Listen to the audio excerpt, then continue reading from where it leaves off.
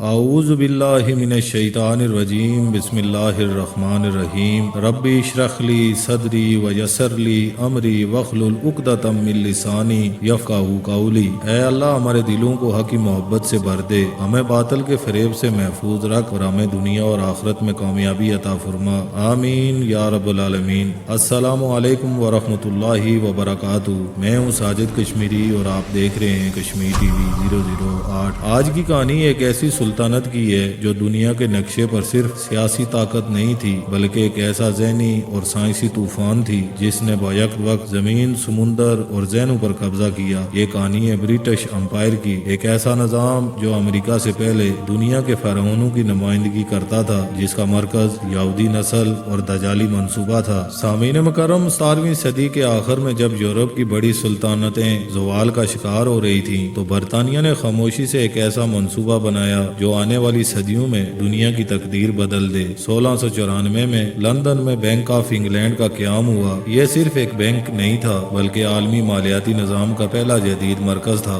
جو سود، قرض اور تجارتی کنٹرول کے ذریعے دنیا کو غلام بنانے کا آلہ بنا۔ فری میسن تحریکیں، یہودی سرمایہ دار خاندان اور نو آبادیاتی کمپنیاں اس سلطنت کے پیچھے چلنے والے دماغ تھے، اور ان کا مقصد تھا دنیا کو ایک مرکزی نظام میں لانا تاکہ طاقت، علم اور دولت مخصوص ہاتھوں میں رہے۔ سامعین مکرم، برٹش امپائر نے سائنس کو محض ترقی کے لیے نہیں بلکہ غلبے کے ہتھیار کے طور پر استعمال کیا۔ صنعتی انقلاب جو 1760 سے 1840 کے دوران آیا اور برطانیہ نے وہ ٹیکنالوجی ایجاد کی جس نے اسے دیگر قوموں سے صدیوں آگے کر دیا۔ باب کے انجن سے چلنے والے جہاز جن سے سمندری سفر کئی گنا تیز ہو گیا، جدید توپ خانے اور رائفلیں جن کی رینج اور طاقت مقامی ہتھیاروں سے کہیں زیادہ تھی، نیویگیشن کے آلات بنائے گئے جن سے سمندر میں راستہ کھونا ناممکن ہو گیا۔ امریکہ اور آسٹریلیا کے ریڈ انڈین قبائل تیر اور کمان سے لڑتے تھے مگر برطانوی بارود اور توپ کے سامنے مٹ گئے۔ افریقہ میں زولو قبیلے کی بہادری مشہور تھی مگر جدید گن پاؤڈر اور رائفلوں کے سامنے ان کی صفیں ٹوٹ گئی۔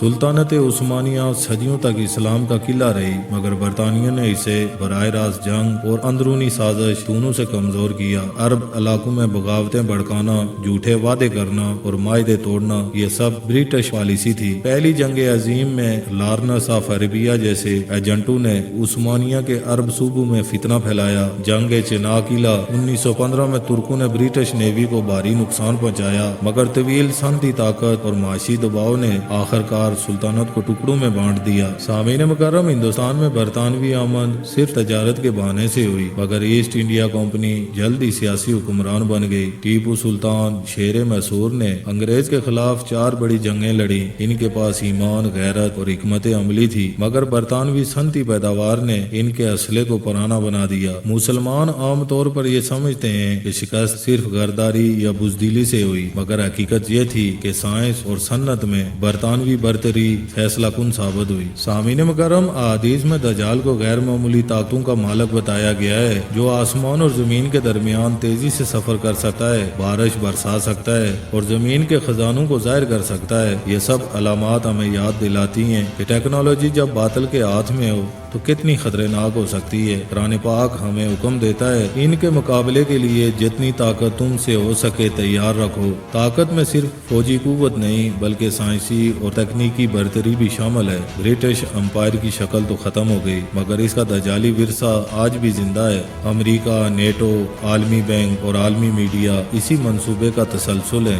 آج بھی جو قوم سائنس اور ٹیکنالوجی میں پیچھے ہیں وہ دوسروں کی محتاج اور غلام ہے۔ سامعین مکرم، تاریخ ہمیں یہ بتاتی ہے کہ طاقت کا راز صرف ہتھیار میں نہیں بلکہ اس علم میں جو ہتھیار بناتا ہے۔ برٹش امپائر نے ہمیں یہ سبق دیا کہ ایمان کی قوت اگر علم اور ٹیکنالوجی سے خالی ہو تو باطل اپنی برتری سے غالب آ سکتا ہے۔ آج ہم ماضی کو کوسنے کی بجائے اپنے حال کو بدلیں کیونکہ آنے والا فتنہ دجال صرف ایمان ہی نہیں بلکہ علم اور تیاری کا بھی امتحان ہوگا۔ سوال یہ ہے کہ کیا ہم تیار ہیں؟ اس کا جواب یہ ہے کہ ہم قرآن و سنت کی روشنی میں سائنس اور ٹیکنالوجی کو دوبارہ اپنے ہاتھ میں لیں تاکہ فتنہ دجال کے مقابلے کے لیے تیار ہو سکیں۔ ناظرین کرام، اگر آپ کو یہ ویڈیو پسند آئی تو اسے لائک کریں، شیئر کریں اور کشمیر ٹی وی 008 کو سبسکرائب کریں۔